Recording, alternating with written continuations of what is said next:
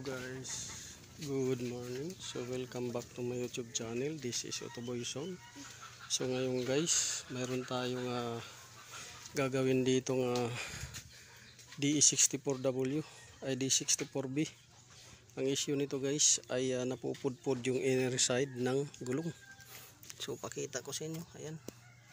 Dito sa may labas, outer side, makapal yung outer side. Pero dito manipis na. Ayan.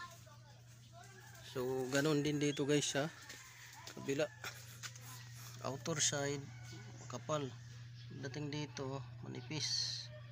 So ano ba yung problema yan guys? So ang problema niya guys ay ito. Ayan. Yung tie rod. Ayan. Tie rod in outer. So yan yung problema niyan. So ayan guys, nakatayo na. So tumayo na yung gulong. Ayan. Dati-rati paling yan at saka higa. So nakaganyan dati yan gulong. Ngayon tuwid na. Tsaka nakalabas dati. So yan, okay na. Ayan. Diretso na siya. Dito sa kabila ganun rin, diretso na. So yun lang guys, dahil doon sa tie rod and inner napudpod yung gulong, matigas iliko, maingay, tapos malikot yung manibela.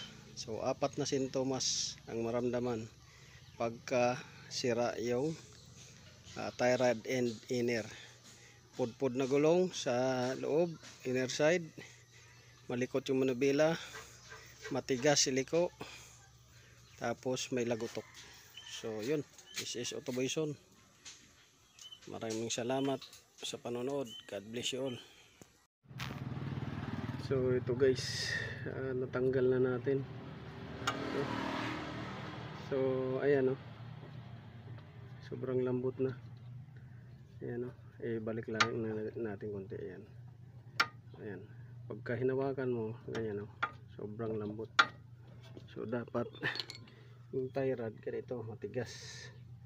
Walang clearance. Matigas. Ito, sobrang lambot na.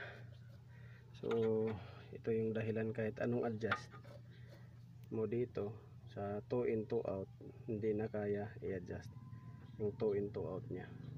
Dahil sira na yung tie rod end outer. So ito guys, nakabit na natin. So